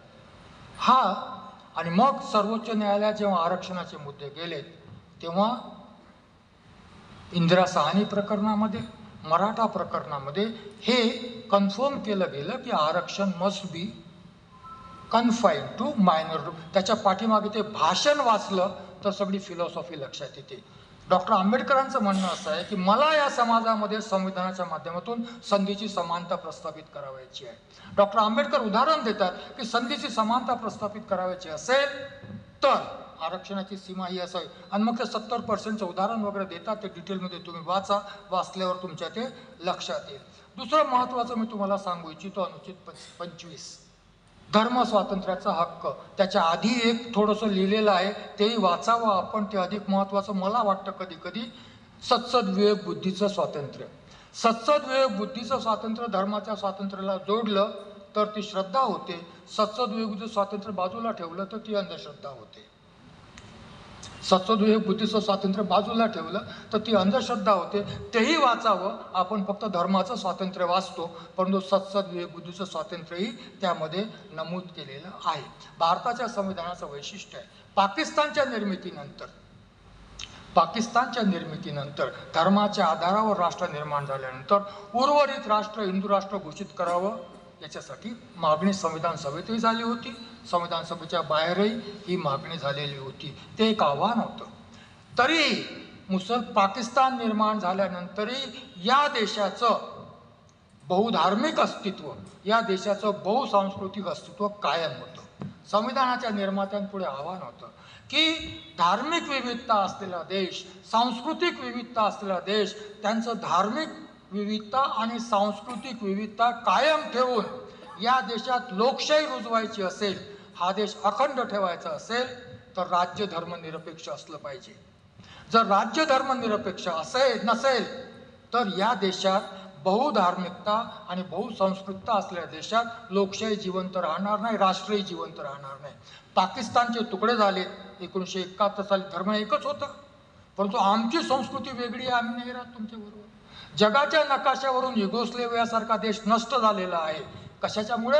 या धर्म आणि संस्कृती या जगल्या पाहिजे. आणि म्हणून डॉक्टर आंबेडकरांच्या संविधानाचं वैशिष्ट्य मानलं जातं की धर्माचं स्वातंत्र्य व्यक्तीला देताना राज्य धर्मनिरपेक्ष असेल याची संविधानाने काळजी केलेली आहे. धर्मनिरपेक्षतेची व्याख्या संविधानात कुठेच सापडत नाही. काय संविधान व्याख्या कुठेही सापडत नाही. 1976च्या संविधान संशोधनाने 42व्या हा शब्द संविधानामध्ये आला, परंतु सर्वोच्च न्यायालयात गेल्यानंतरही त्याची व्याख्या करण्यात आलेली नाही. मी माझ्याकरता संविधान सभेत ज्या चर्चा झाल्यात अनुच्छेद 25वर, त्यामध्ये पंडित लक्ष्मीकांत मैत्र यांनी या बाबतीत बरंचसं बोललेलं आहे. त्यांनी 4 गोष्टी सांगितल्यात. राज्य धर्मनिरपेक्ष असावं म्हणजे काय, याच्यासाठी 4 गोष्टी सांगितल्या. 1, राज्याचा कोणताही धर्म असणार नाही. राज्य कोणत्याही धर्माला पुरस्कृत करणार नाही. राज्य कोणत्याही धर्माला दमित करणार नाही. राज्य धर्माच्या आधारावर कोणत्याही व्यक्तीप्रती भेदभाव करणार नाही. एवढं पाळलं की ते राज्य धर्मनिरपेक्ष राज्य आहे असं मानलं जाईल. 4च गोष्टी सांगितल्यात. त्या 4 गोष्टी आमच्या राज्यकर्त्यांना सांगण्याची निश्चितच गरज आहे. त्याला आम्ही धर्मनिरपेक्ष राज्य म्हणून. एक कोटेशन आहे, वाजपेयी कसं पाहतात याकडे. वाजपेयीचं आहे म्हणून मुद्दाम सांगतो. वाजपेयी, राजधर्म का पालन होना चाहिए. राजधर्म, राजा के लिए, शासक के लिए प्रजा प्रजा में कोई भेद नहीं हो सकता, ना जन्म के आधार पर, ना जाति के आधार पर, ना संप्रदाय के आधार पर. ते धर्म शब्द नाही वापरत, कारण आजकाल धर्म शब्द नाही वापरला जात. धर्मनिरपेक्षतेबद्दल हिंदीमध्ये अनुवाद करताना त्याला पंथ म्हटलेला आहे. संविधान सभेत अनुवाद करताना त्याला संप्रदाय म्हटलेला आहे, संप्रदाय के आधार पर. आणि मग तो महाराष्ट्र टाइम्स म्हणतो, वाजपेयी भारतीय राज्यघटनेचा आत्माच या सूत्राद्वारे मांडत आहेत. धर्मनिरपेक्षतेचं तत्व या सूत्राद्वारे मांडत आहे. हा राजधर्म सर्व धर्माच्या पलीकडचा, सर्वांना समान न्याय देणारा आणि कोणाचेही कोणत्याही निमित्ताने लांगुलचालल न करणारा असू शकतो. अशा प्रकारे हा धर्म स्वातंत्र्याचा आणि धर्मनिरपेक्षतेचा सिद्धांत संविधान. आणि सर्वोच्च न्यायालयाने धर्मनिरपेक्षतेच्या सिद्धांताला संविधानाच्या मूलभूत संरचनेचा भाग मानलेला आहे. संविधानाच्या मूलभूत संरचनेचा भाग मानलेला आहे. संविधानाची मूलभूत संरचना सर्वोच्च न्यायालय म्हणतं पार्लमेंटमध्ये 100% बहुमत असलं तरीही पार्लमेंटला बदलता येत नाही. 1973चा सर्वोच्च न्यायालयाचा निर्णय आहे केशवानंद भारती प्रकरणाचा. 100% बहुमत असलं तरीही बेसिक स्ट्रक्चर बदलता येत नाही. धर्मनिरपेक्षता सिद्धांत तुम्हाला बदलता येणार नाही, काढून देता येणार नाही. 1-2 उदाहरणं आणखीन सांगतो. एच.व्ही. कामत नावाचे सदस्य होते. 17 ऑक्टोबर 1949ला डॉक्टर आंबेडकरांनी प्रिॲम्बल संविधान सभेमध्ये मांडलं मंजुरीसाठी. प्रिॲम्बल मांडलं, उद्देशिका मांडली. डॉक्टर आंबेडकरांना विचारलं एवढा उशिरा का, पहिल्यांदा का नाही. तर डॉक्टर आंबेडकर म्हणाले किंवा सर्व संविधान तयार झाल्यानंतर उद्देशिकेचा ड्राफ्ट तयार करणं जरा सुलभ होतं, म्हणून मी उद्देशिका शेवटी ड्राफ्ट केली आणि मांडतोय. उद्देशिका आणि प्रस्ताव सोबत ठेवून पाहिलं तर उद्देशिकेमध्ये किती फरक आहे ते तुम्हाला कळेल. एक सदस्य होते हसरत मोहानी म्हणून मौलाना. त्यांचं तर पहिलंच वाक्य होतं की डॉक्टर आंबेडकरांचा नावाचा माणूस या संविधान सभेमध्ये जे काही मांडतो ते सगळं हे माना डोलवतात आणि स्वीकारतात. हा काही दिवसाला रात्र म्हणेल तरी लोक स्वीकारतील अशी स्थिती या संविधान सभेमध्ये उपस्थित झालेली आहे असं त्यांचं म्हणणं होतं. त्यांचं म्हणणं होतं की आम्ही जो मूळ प्रस्ताव पारित केलेला होता तो ह्या उद्देशिका नाही आहे. डॉक्टर आंबेडकरांनी याच्यामध्ये बरेच बदल केलेले आहेत. एवढाच करता सांगतो की उद्देशिका ड्राफ्टेड बाय डॉक्टर आंबेडकर हे त्याच्या आधारावर आपल्याला प्रस्थापित करता येतं. कारण बरेचदा सांगितलं जातं की उद्देशाचा प्रस्ताव आणि उद्देशिका समान आहेत. एच.व्ही. कामतने प्रस्ताव मांडला की संविधानाची उद्देशिका in the name of God या शब्दाने सुरू व्हावी. In the name of God या शब्दाने सुरू व्हावी. डॉक्टर आंबेडकरांनी म्हटलं राजेंद्र प्रसादांना, अध्यक्ष महोदय त्यांना सांगा की हा प्रस्ताव मी स्वीकारणार नाही. संविधान सभेत स्थिती अशी होती की डॉक्टर आंबेडकरांनी नाकारलं तर तो प्रस्ताव नाकारला जात असेल, स्वीकारलं तर स्वीकारला जात असेल विदाऊट एनी आर्ग्युमेंट. सगळं मतदान, कोणत्याही मतदानाची गरज नव्हती, तेवढंच होतं. अध्यक्ष विचारत असेल व्हॉट इज युअर ओपिनियन, आणि doctor Ambedkar I reject it, तो तो रिजेक्ट व्हायचा. आय ॲक्सेप्ट इट, तो ॲक्सेप्ट व्हायचा, संविधानाचा भाग व्हायचा. डॉक्टर आंबेडकरांनी सुचवलं की अध्यक्ष महोदय त्यांना सांगा प्रस्ताव मागे घ्या. अध्यक्ष म्हणतात की मी त्यांना सांगितलं, ते मागे घ्यायला तयार नाहीत. हा एकमेव प्रस्ताव असा आहे की ज्यावर संविधान सभेत मतदान झालं. बाकी कोणत्याही इतके 395 आर्टिकल संविधान सभेमध्ये डिस्कस केले गेले, कशावरही मतदान झालं नाही. सर्व एकमताने आर्टिकल स्वीकृत करण्यात आले. याच्यावर मतदान झालं. आग्रह होता. आवाजी मतदानाने प्रस्ताव नाकारला गेला. कामत आणि अन्य सदस्यांनी मतविभाजनाची मागणी केली आणि 41 विरुद्ध 68 मतांनी प्रस्ताव नाकारण्यात आला. डॉक्टर आंबेडकरांचं म्हणणं एवढंच होतं की संविधान सेक्युलर आहे, इथे गॉडची गरज नाही. संविधान सेक्युलर आहे, इथे मी गॉडचा विरोधी नाही आहे, पण गॉडची गरज नाही, त्यामुळे संविधानात गॉड येणार नाही. दुसरा प्रस्ताव आला, शिवबनलाल सक्सेना नावाच्या सदस्यांनी मांडला की गॉड अँड गांधी, आम्हाला दोन्ही पाहिजेत उद्देशिकेमध्ये. गांधींनी स्वातंत्र्य मिळवून दिलं वगैरे वगैरे वगैरे, त्यांच्या प्रेरणेने मिळालं, दोन्ही पाहिजेत. डॉक्टर आंबेडकरांचं म्हणणं होतं की संविधान सर्वोपरी आहे, लोक सर्वोपरी आहेत, गांधी लोकांपेक्षा मोठे नाही आहेत, गांधींचं नाव संविधानात उद्देशिकेत येणार नाही. काँग्रेसच्या सदस्यांना मोठी चिंता पडली. आधीच गॉडचा पराभव झाला, आता गांधीचाही पराभव होतो की काय. त्यांनी सांगितलं की नाव मागे घ्या आणि शिवबनलाल सक्सेनाने नाव मागे घेतलं आणि अशा प्रकारे तो प्रस्ताव नाकारण्यात आला. अनुच्छेद 32 हा डायरेक्टिव्ह प्रिन्सिपल्समध्ये आहे. या अनुच्छेद 32 वर चर्चा करताना डॉक्टर आंबेडकर इकॉनॉमिक डेमोक्रेसीचा विचार मांडतात.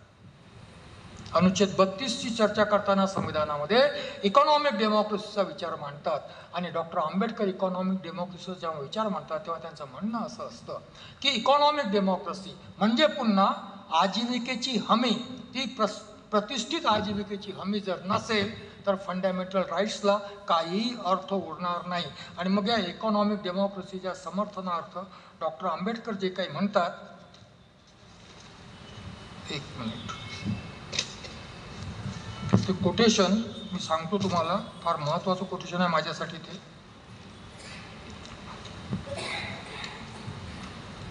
स्टेट्स अँड मायनॉरिटीज मधलं की इकॉनॉमिक डेमोक्रेसी का आवश्यक आहे, निश्चित प्रतिष्ठित आजीविका का आवश्यक आहे.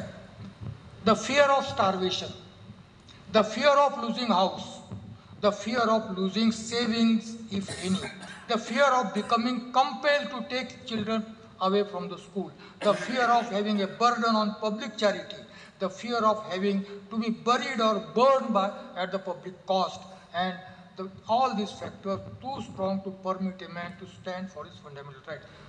उपाशी राहून मृत्यूचं भय असेल, निवारा हिसकावून घेतलं जाण्याचं भय असेल नसेल ती बचत काढून घेतलं जाण्याचं भय असेल, माझ्या मुलांना शाळेतून हाकलून दिलं जाण्याचं भय असेल, मला लोकांच्या दयेवर जगण्यासाठी भाग पाडलं जाण्याचं भय असेल, मेल्यानंतर सार्वजनिक खर्चातून दहन किंवा दफन केलं जाण्याचं भय असेल, आजीविका विहीन माणूस असा असेल, तर तो फंडामेंटल राईट्स हिसकावून घेतले काय, दिले काय, न दिले काय, त्याला फंडामेंटल राईट्सचं कोणतंही महत्त्व असणार नाही. त्याला फंडामेंटल राईट्स संविधानाने दिले आहेत, त्याचा उपयोग त्याला करावयाचा असेल तर मग त्याच्याकरता आजीविका सुनिश्चित करणं हेही राज्याचं कर्तव्य आहे. आणि त्याकरता डॉक्टर आंबेडकर इकॉनॉमिक डेमोक्रेसीविषयी बोलतात. अनुच्छेद 38 मध्ये इकॉनॉमिक डेमोक्रेसीवर या ठिकाणी एक सेमिनारही झालेला होता देशपांडे सभागृहामध्ये. आपल्या सगळ्यांना त्याची कल्पना आहे इकॉनॉमिक डेमोक्रेसी. माझं प्रामाणिक मत आहे की जी ड्रेझने त्या विषयाला न्याय दिला नाही, कारण स्टेट्स अँड मायनॉरिटीचा उल्लेख त्या सेमिनारामध्ये करण्यात आलेला नाही. तर अशा पद्धतीने संविधान सभेत चर्चा झाली. ही चर्चा 17 नोव्हेंबर 1949ला संपली. इथला संविधानाचं दुसरं वाचन म्हणतात. दुसरं वाचन संपलं, संविधानावरची चर्चा प्राय पूर्ण झाली, संविधान तयार झालं. आणि यामध्ये कुठेही तुम्हाला जसं मी सांगितलं की यामध्ये कुठेही मतदान झालं नाही, कोणत्याही प्रस्तावावर विरोधी मतदान करण्यात आलं नाही. आणि अशा पद्धतीने डॉक्टर आंबेडकरांनी, मोठं मजेदार होतं ते, चर्चेचं वाचलं तर तुम्हाला दिसेल, डॉक्टर आंबेडकर संशोधन नाकारत होते. ज्याने मांडलं त्याला वाटतं की मी फार महत्त्वाचं मांडतोय, डॉक्टर आंबेडकर नाकारतात. कधी कधी डॉक्टर आंबेडकर उत्तरे देत नव्हते, त्याला मी नाकारलं एवढंच म्हणत होते. आता कृष्णमाचार्य बोललेत, आता मुंशी बोललेत, हे आपले दुसरे बोललेत, तेच माझं उत्तर समजा, मी हे संशोधन नाकारतो. तो संशोधन मांडणारा म्हणत होता, डॉक्टर आंबेडकर तुम्ही नाकारल्याचं दुःख तर आहेच, परंतु तुम्ही त्याला उत्तर दिलं नाही त्याचं दुःख मला अधिक आहे. अध्यक्ष महोदय, मी विनंती करतो तुम्हाला की तुमच्या माध्यमातून त्यांनी का नाकारलं हे त्यांनी मला सांगावं. ते म्हणतात की मुंशीने सांगितलेलं आहे त्याने माझं समाधान होत नाही. अध्यक्ष म्हणतात, ते काय म्हणतात ते मलाही ऐकायचं आहे, but I can't compel him to speak. अध्यक्ष काय म्हणतात, I can't compel him to. इतकं डॉक्टर आंबेडकर अशा पद्धतीने या संविधान सभेमध्ये त्यांना ऐकण्यासाठी एवढी प्रत्येकजण उत्सुक होता. संशोधन नाकारलं गेल्याचं दुःख नव्हतं. कधी कधी थकला वागला मग किती बोलणार, म्हणजे 1 विरुद्ध 300 असंच होतं ना. अध्यक्ष तिकडे बसले आहेत एम्पायर म्हणून, 1 विरुद्ध 300 माणसाचं, आणि ते तोला मोलाचे सगळे साधे लोक नव्हते. संविधान त्यांच्याशी संवाद साधायचा होता, त्यांना समजावून सांगायचं होतं. हिटेड डिस्कशन होत होते. प्रत्येक माणसाच्या काही सीमा असतात, मर्यादा असतात, कधी कधी वैतागून जायचे. म्हणजे एकेवेळी जज गंमत म्हणून सांगतो, एक सदस्य होते नजीरुद्दीन अहमद म्हणून. नजीरुद्दीन अहमद नावाचे सदस्य होते. ते संशोधन मांडायचे. या ठिकाणी कॉमा का ठेवला, या ठिकाणी फुल स्टॉप का ठेवला, या ठिकाणी अँड शब्द का वापरला, और काय नाही वापरला, असे संशोधन होते. एक प्रस्ताव डॉक्टर आंबेडकरांनी मांडला. संशोधन असंच आलं. डॉक्टर आंबेडकर वैतागले होते, खरंच त्या माणसाला वैतागले होते डॉक्टर आंबेडकर उभे राहिले, म्हणतात, इंग्रजी माझी मातृभाषा नाही, चूक होण्याची शक्यता आहे, चुकलो असेल मी कॉमा वगैरे ठेवायला, माझ्यापेक्षा नजीरुद्दीन अहमदचं इंग्रजी चांगलं आहे हे मी मान्य करतो. हा जो मसुदा, हा जो म्हणजे आर्टिकल मी मांडलेला आहे, हे मी ऑस्ट्रेलियाच्या संविधानामधून घेतलेलं आहे. कुठून घेतलेलं आहे? ऑस्ट्रेलियाच्या संविधानामधून घेतलेलं आहे. आता ऑस्ट्रेलियाचं संविधान ड्राफ्ट करणाऱ्यांचं इंग्रजी चुकीचं आहे असं जर नजीरुद्दीन अहमद म्हणत असतील तर याच्यावर आता मी काय बोलू शकतो. अशा प्रकारेही त्या संविधान सभेमध्ये कधी कधी चर्चा व्हायच्या, आणि मग अशा पद्धतीने या चर्चा झाल्या. 17 नोव्हेंबर 1949ला दुसरं वाचन झालं, संविधान पूर्ण झालं. परंतु तरीही तिसरं वाचन बाकी होतं, कारण संसदेमध्ये तिसरं वाचन झाल्याशिवाय प्रस्ताव स्वीकारला जात नाही. 17 नोव्हेंबर 1949ला तिसरं वाचन सुरू झालं. 26 नोव्हेंबरपर्यंत हे वाचन झालं. डॉक्टर आंबेडकर प्रस्ताव मांडतात. Mister president, I move the constitution as settled by the assembly be passed. संविधान सभेने निर्धारित केलेलं संविधान स्वीकृत करण्यात यावं. डॉक्टर आंबेडकरांना विनंती करण्यात येते सदस्यांच्या वतीने, तुम्ही बोलावं, तुमचं भाषण आम्हाला ऐकायचं आहे. डॉक्टर आंबेडकर म्हणतात, मी शेवटी बोलेन, तुमच्या काही शंका वगैरे राहिलेल्या असतील तर त्या समाधान मी शेवटी भाषण देईन, पुनरावृत्ती नको. आता यावर आपण चर्चा करूया. आणि सर्व भाषण समारोपाचं भाषण होतं, सर्व संविधान स्वीकृत झालेलं होतं. आणि मग काही अपवाद वगळलेत, अपवाद असतातच प्रत्येक नियमाला, माणसाचा स्वभाव आहे, काही अपवाद वगळले तर प्रत्येकाने डॉक्टर आंबेडकरांनी मसुद्याच्या नंतर पायलटिंग ऑफ द कॉन्स्टिट्यूशन ही जी प्रक्रिया केली, याबद्दल इतके सुंदर मतं व्यक्त केली की त्यामुळे हे प्रस्थापित होतं की हे संविधान डॉक्टर आंबेडकरांची निर्मिती आहे. संविधान सभेचे डिबेट्स जर 17 नोव्हेंबर 1949 ते 25 नोव्हेंबर 1949 वाचले तर दुसऱ्या पुराव्याची गरज नाही. एक पहा डॉक्टर आंबेडकरांसाठी कसं बोललं गेलेलं आहे. एक सदस्य होते हरगोविंद पंत, ते उभे राहिले, म्हणाले, mister president, I have come here to support the motion of Pandit Ambedkar. आता पंडित शब्द त्यांनी हेतुपूर्वक वापरला बरं. पंडित हा शब्द त्यांनी हेतुपूर्वक वापरला, कारण डॉक्टर आंबेडकर अस्पृश्य, डॉक्टर आंबेडकर पददलित, आणि अनेकदा त्यांना तशा प्रकारे संबोधितही केलं गेलं. जे महावीर त्यागी नावाचे गृहस्थ होते, डॉक्टर आंबेडकरांचं माईसाहेबांबरोबर विवाह झाल्यानंतर डॉक्टर आंबेडकर ब्राह्मणाचे जावई आहेत, त्यांना पददलित कसं म्हणावं म्हणे संविधान सभेत.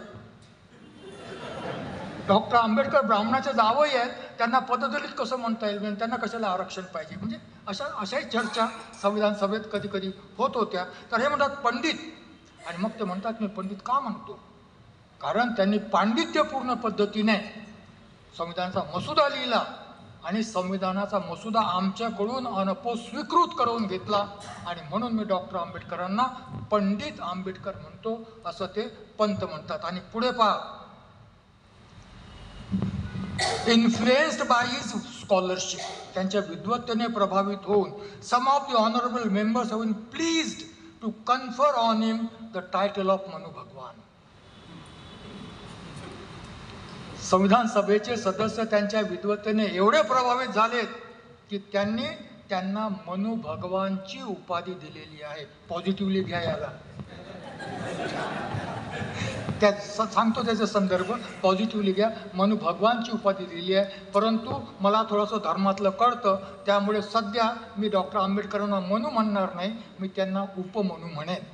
अशा पद्धतीने डॉक्टर आंबेडकरांच्या कार्याचा गौरव करण्यात आला. आमचे नागपूरचे सदस्य होते एच जे खांडेकर संविधान सभेमध्ये, ते म्हणतात ही महास्मृती आहे.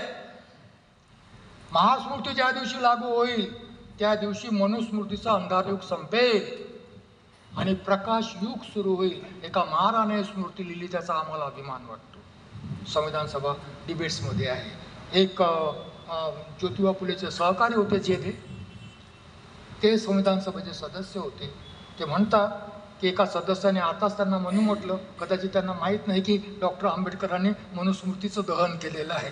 त्यांना मनु म्हटल्याने त्यांना कसं वाटत असेल माहीत नाही, परंतु त्यांचे अनुयायी जे आहेत ते डॉक्टर आंबेडकरांना भीम म्हणून संबोधतात. एक दुसऱ्यांना भीम म्हणून, एक दुसऱ्या जय भीम म्हणून एक दुसऱ्यांना संबोधित करतात. मी या स्मृतीला भीम स्मृती म्हणतो. मी या स्मृतीला मी या स्मृतीला भीम स्मृती म्हणतो. अशा पद्धतीने डॉक्टर आंबेडकरांच्या विषयी त्या संविधान सभेमध्ये बोललं गेलं. आणि मग 17 डिसेंबरला डॉक्टर आंबेडकरांनी प्रस्ताव मांडला आणि मग 25 नोव्हेंबर 1949ला डॉक्टर आंबेडकरांनी शेवटचं भाषण दिलं. संविधान सभेमधलं आपलं शेवटचं भाषण दिलं आणि त्या भाषणात ते म्हणतात मसुदा तयार करायला फक्त 141 दिवस लागले. मूळ मसुद्यामध्ये संविधानाचं पुस्तक लिहिलं नाही गेलं, मी सांगू इच्छितो तुम्हाला.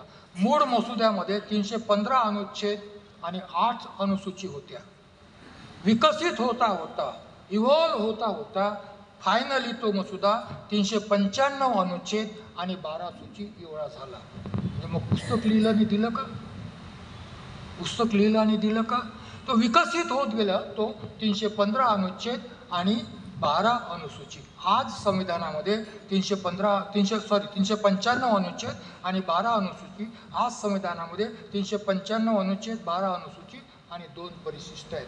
तेव्हा 395 अनुच्छेद आणि 12 अनुसूची. म्हणून लक्षात ठेवा की संविधान नावाचा ग्रंथ लिहिला गेला नाही. तो ग्रंथ डॉक्टर आंबेडकरांनी राजेंद्र प्रसाद देण्याचा प्रश्नच नाही आहे कुठेही. संविधान या पद्धतीने निर्माण झालं, अशा प्रकारे ते विकसित होत गेलं. आणि मग अशा पद्धतीने संविधान, त्यावेळी संविधान सभेमध्ये 7,635 संशोधनं उपस्थित करण्यात आली होती, सूचित करण्यात आलेली होती. आणि 2,473 संशोधनं अक्षरशः मांडले गेली. 2,473 संशोधनावर चर्चा झाली. म्हणून एवढा दीर्घ काळ लागला. एक मध्ये व्यंगचित्र आलेलं होतं की संविधान निर्माणाला एवढा कसा काळ लागला, त्याच्याकरता डॉक्टर आंबेडकर जबाबदार आहेत. डॉक्टर आंबेडकर म्हणतात तुम्हीच तर चर्चा केली बाबा, तुम्हीच तर संशोधन मांडलं. मी तर 141 दिवस मसुदा तुमच्यापुढे मांडला होता. एका दिवसात स्वीकारलं तर चर्चा करायची गरज नसती. वेळ झाला असेल, उशीर झाला असेल, मी दोष देत नाही. संविधान सभेला विचारा की तुम्ही एवढी दीर्घ चर्चा का केली. प्रत्येक गोष्टीवर चर्चा झाली. मी तुम्हाला सांगितलं कॉमा, अनुस्वार, फुल स्टॉपपासून चर्चा संविधान सभेमध्ये होत होत्या. एका गोष्टीसाठी चर्चा झाली. आणि मग अशा पद्धतीने हे संविधान संशोधन शेवटचं भाषण डॉक्टर आंबेडकरांचं अत्यंत महत्त्वाचं भाषण आहे. डॉक्टर आंबेडकर म्हणतात, if we wish to maintain democracy not merely in form but in fact also. जर आम्हाला संविधान शब्द आणि भाव, संविधान फॉर्म आणि फॅक्ट, स्वरूप आणि वस्तुस्थिती या दोन्ही दृष्टीने जिवंत ठेवायचं असेल तर पहिली गोष्ट ते सांगतात की संविधानाच्या माध्यमातून आम्हाला सामाजिक आणि आर्थिक उद्दिष्ट साध्य करावयाची असतील तर संविधानिक साधनांचाच वापर केला पाहिजे. असंविधानिक साधनाचा वापर करून सामाजिक आणि आर्थिक उद्दिष्ट सिद्ध करायचे झाले तर संविधान आणि लोकशाही जिवंत राहणार नाही. कारण डॉक्टर आंबेडकरांची एक ओळख ही आहे, धर्मप्रवर्तक आहे, संविधान निर्माता आहे, हार्ड कोर डेमोक्रॅट ही एक ओळख जगामध्ये आहे. आणि डॉक्टर आंबेडकरांनी संविधान सभेत अब्राहम लिंकनची व्याख्या कोट करत असतानाच डॉक्टर आंबेडकरांनी म्हटलं ही पॉलिटिकल डेमोक्रेसी आहे, ही राज्य शासनाची प्रणाली आहे, एवढीच सीमित आहे, एवढ्याने आमचं भागत नाही. डॉक्टर आंबेडकरांनी स्वतःची व्याख्या दिली आणि ते म्हणतात democracy is a form and method of government. Democracy is a form and method of government whereby revolutionary changes in the economic and social life of the people can be brought about without bloodshed. हे doctor आंबेडकरांची व्याख्या आहे. Abraham लिंकनची व्याख्या ते मान्य करतात. ते म्हणतात इट इज पॉलिटिकल डिफरन्स. म्हणजे राज्य शासनाच्या पद्धतीपुरती याने सामाजिक आर्थिक परिवर्तन वगैरे वगैरे शब्द त्यामध्ये कुठे दिसत नाहीत. ही माझी व्याख्या आहे. लोकशाहीच्या माध्यमातून लोकांच्या जीवनात सामाजिक आणि आर्थिक परिवर्तनं घडवून आणली जाऊ शकतात अशी लोकशाही डॉक्टर आंबेडकरांना अभिप्रेत होती. निवडणुकीपुरती मर्यादित लोकशाही डॉक्टर आंबेडकरांना अभिप्रेत नव्हती. तिला इलेक्ट्रोक्रसी म्हणतात, डेमोक्रेसी नाही. आजच्या भारतामध्ये डेमोक्रेसी जिवंत आहे असं जगात मानलं जात नाही. इलेक्ट्रोक्रसी जिवंत आहे असं मानलं जातं. भारताचा नागरिक, भारताचा मतदार निवडणूक म्हणजे डेमोक्रेसी म्हणतो आणि त्यामुळे त्याला असं वाटतं की जोपर्यंत निवडणुका होत आहेत तोपर्यंत या देशामध्ये डेमोक्रेसी जिवंत आहे. रशियामध्येही निवडणुकी होतात, होत नाही का? रशियामध्ये निवडणूक होते, चीनमध्ये निवडणूक होते, तुर्कस्तानमध्ये निवडणूक होते. म्हणून तिथे लोकशाही आहे का? नाही. लोकशाही निवडणुकीच्या माध्यमातून हुकुमशाही निवडला जाऊ शकतो किंवा हुकुमशहाच्या अस्तित्वाला मान्यता दिली जाऊ शकते आणि त्यामुळे निवडणूक म्हणजे लोकशाही नाही हे लक्षात घ्यावं. निवडणूक हे लोकशाहीचं एक लक्षण असू शकेल, एवढंच. आणि मग डॉक्टर आंबेडकर म्हणतात डेमोक्रेसीच्या माध्यमातून असं परिवर्तन घडवून आणलं जावं. दुसरा hero worship, doctor Babasaheb Ambedkar की जय. डॉक्टर आंबेडकर याला मान्यता देत नाहीत. जय म्हणायची असेल माझे सिद्धांत वाचा, माझ्या सिद्धांताचा अवलंब करा, मला जय करता, माझ्या पुतळ्याला हार घालता, सगळं काही करता, माझ्या प्रतिमेला हार घालता आणि माझे सिद्धांत पाळत नसतील तर अशा व्यक्तिपूजेचं मी काय करावं. डॉक्टर आंबेडकर याचे विरोधी होते आणि डॉक्टर आंबेडकर इथे म्हणतात की मी व्यक्तिपूजेच्या विरोधी आहे. धर्मात ते डॉक्टर आंबेडकर म्हणतात कोणत्याही व्यक्तीच्या चरणी तुम्ही तुमचं स्वातंत्र्य समर्पित करू नये. कोणत्याही व्यक्तीला इतकी शक्ती देऊ नये, इतकं महान बनवू नये की त्याने संविधानाने निर्माण केलेल्या संस्थांना उद्ध्वस्त करण्याची शक्ती त्याला प्राप्त होईल, इतकं महान त्याला बनवू नये. धर्मक्षेत्रामध्ये संताची पूजा, महंताची पूजा तुम्हाला मोक्ष प्राप्ती देऊ शकेल, तुमच्या आत्म्याला मुक्ती देऊ शकेल. परंतु राजकारणात जर तुम्ही जय हो हम तुम्हारे पीछे है असं जर म्हटलं तर याचा अर्थ लोकशाही अवमूल्यित होईल, लोकशाहीचं अवमूल्यन होईल आणि अंतिमतः ही व्यक्तिपूजेची प्रक्रिया त्या देशामध्ये हुकुमशाहीच्या स्थापनेला प्रशस्त करेल. त्या देशामध्ये हुकुमशाही प्रस्थापित होईल. आज आम्ही व्यक्तिपूजक आहो की नाही याचा प्रत्येकाने विचार करावा. यासाठी शेवटी डॉक्टर आंबेडकर म्हणतात पॉलिटिकल डेमोक्रेसी संविधानाने प्रस्थापित केलेली आहे. संविधानाने प्रस्थापित केलेली डेमोक्रेसी केवळ पॉलिटिकल डेमोक्रेसी आहे. त्याला doctor Ambedkar one man one vote, one vote one value एवढंच म्हणतात. तुमच्या माहितीकरता म्हणून सांगतो 1940 साली सावरकरांना, राष्ट्रीय स्वयंसेवक संघाला डेमोक्रेसी त्यांच्या फिलॉसॉफीत बसत नाही, तरी सावरकर म्हणतात की मला ही डेमोक्रेसी मान्य आहे, one man one vote one vote value ही डेमोक्रेसी मला मान्य आहे. कारण हे स्वीकारून हिंदू मतांचं ध्रुवीकरण करून आम्ही सत्तेत येऊ शकतो आणि सत्तेत राहू शकतो. ही डेमोक्रेसी मला तिथपर्यंत मान्य आहे. डॉक्टर आंबेडकर म्हणतात की पॉलिटिकल डेमोक्रेसी ही पॉलिटिकल इक्वॅलिटी आहे. वन मॅन वन व्होट ही पॉलिटिकल इक्वॅलिटी आहे, परंतु ही डेमोक्रेसी अपूर्ण आहे. आणि म्हणून मग डॉक्टर आंबेडकर इकॉनॉमिक डेमोक्रेसी सांगतात फंडामेंटल राईट्ससाठी. From political democracy to economic democracy to social democracy हे अंतिम ध्येय आहे. आणि व्हॉट इज सोशल डेमोक्रेसी? समानता, स्वतंत्रता, बंधुता ही जीवनाची मूल्य व्हावी. समानता, स्वतंत्र, बंधुता ही जीवनाची मूल्य व्हावीत असं डॉक्टर आंबेडकर म्हणणं आहे. आणि त्याकरता डॉक्टर आंबेडकर म्हणतात की अशा प्रकारची ही डेमोक्रेसी अस्तित्वात आली पाहिजे की जेणेकरून ही समानता, स्वतंत्रता, बंधुता ही जीवनाची मूल्य होतील. वन मॅन वन व्हॅल्यू ही व्यवस्था आम्हाला या डेमोक्रेसीच्या माध्यमातून रुजवायची आहे. आम्हाला ही मूल्य समाजामध्ये रुजवायची आहे. आणि मग अशा पद्धतीने डॉक्टर आंबेडकर शेवटचं भाषण देतात. आणि त्यानंतर 26 नोव्हेंबर 1949 डॉक्टर राजेंद्र प्रसाद, संविधानाची पूर्ण करूया आपण. डॉक्टर राजेंद्र प्रसाद म्हणतात, या संविधान सभेत दोघंच लोक परमनंट मेंबर होते. एक तर अध्यक्ष नात्याने मी बसलेला होतो, खुर्चीत उठण्याची सोय नाही, आणि दुसरा आंबेडकर, ऐकायचंही आहे आणि उत्तरं द्यायचं आहे, त्यांनाही उठण्याची सोय नाही. आम्ही दोघंच परमनंट होतो, बाकी सगळे येऊन जाऊन होते. जेव्हा इच्छा आली आले, बसले.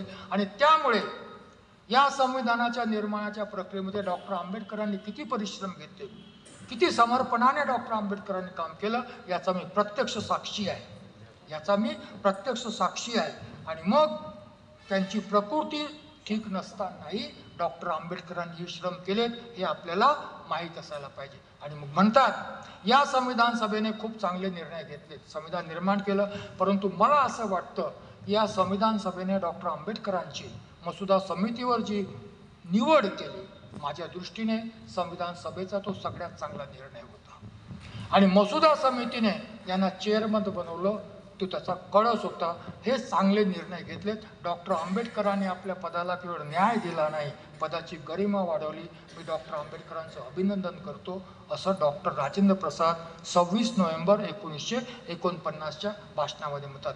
डॉक्टर आंबेडकर म्हणतात 25 नोव्हेंबरच्या भाषणात, मी संविधान सभेत येणार होतो, आलो माझ्या लोकांच्या हक्क आणि अधिकाराच्या सुरक्षिततेसाठी. संविधान निर्माण वगैरे वगैरे वगैरे मी स्वप्नही पाहिलं नव्हतं कधी, प्रश्नच नाही आहे. कारण ॲनिलिशन ऑफ कास्टमध्ये म्हणतात ना की अस्पृश्य किंवा शूद्र कितीही विद्वान असला तरी ब्राह्मण त्याला गुरु मानणारच नाही.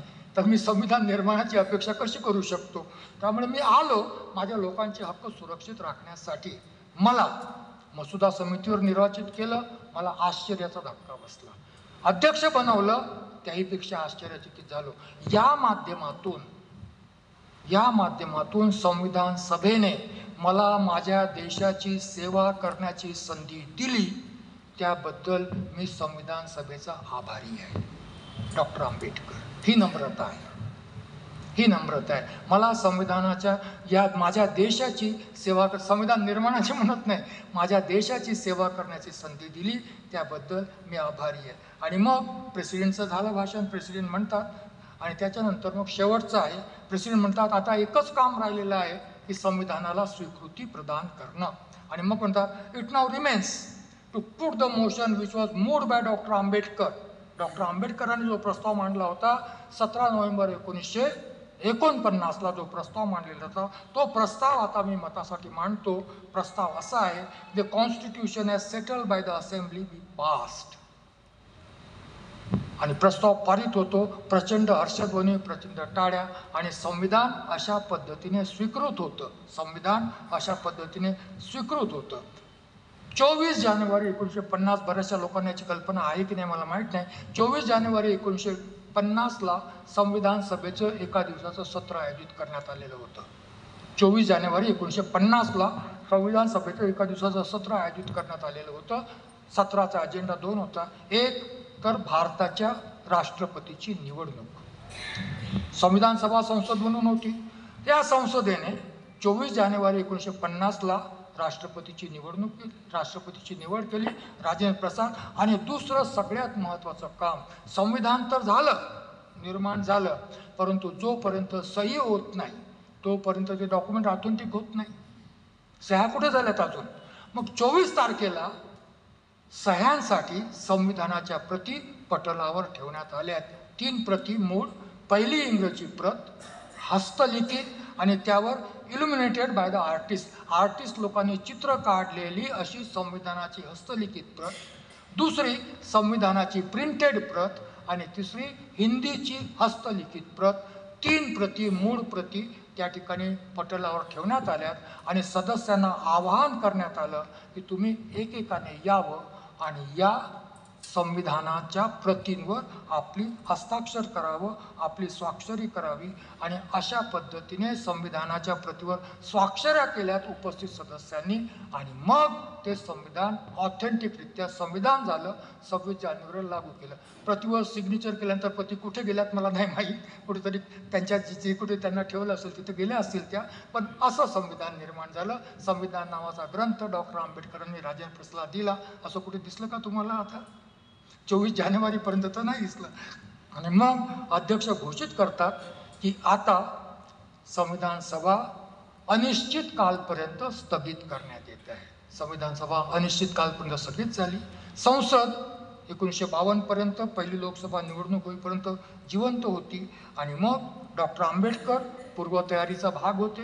डॉक्टर आंबेडकरांनी मसुदा लिहिला आणि डॉक्टर आंबेडकरांनी संविधानाचा मसुदा अविरोध पारित करून घेतला, अविरोध स्वीकारला. हे काम अधिक महत्त्वाचं. म्हणजे 4 नोव्हेंबर 1948 ते 17 ऑक्टोबर 1949 पर्यंत संविधानाच्या मसुद्याचे जे पायलटिंग केलं डॉक्टरने, दॅट इज मोर इम्पॉर्टंट. आणि संविधानाच्या सभेमध्ये डॉक्टर आंबेडकर जे काही बोलले ते या काळात प्रत्येक प्रस्तावावर त्यांनी बोललेलं आहे. प्रत्येक प्रस्तावावर त्यांनी विचार मांडलेले आहेत. युनिफॉर्म सिव्हिल कोड असेल, धर्मनिरपेक्षता असेल, आरक्षण असेल, सगळे याच्यामध्ये आहे. संविधानात जेवढे आर्टिकल्स आहेत त्या सर्वांवर चर्चा या काळामध्ये झालेली आहे. आणि म्हणून मग डॉक्टर आंबेडकरांना भारतीय संविधानाचा निर्माता, फादर ऑफ द कॉन्स्टिट्यूशन म्हणतात.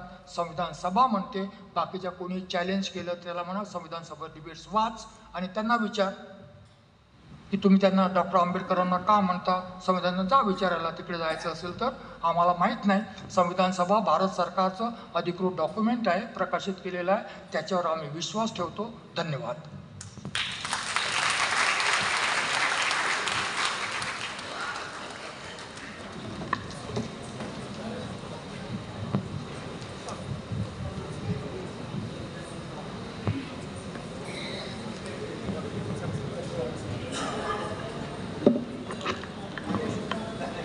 खूप खूप धन्यवाद सर.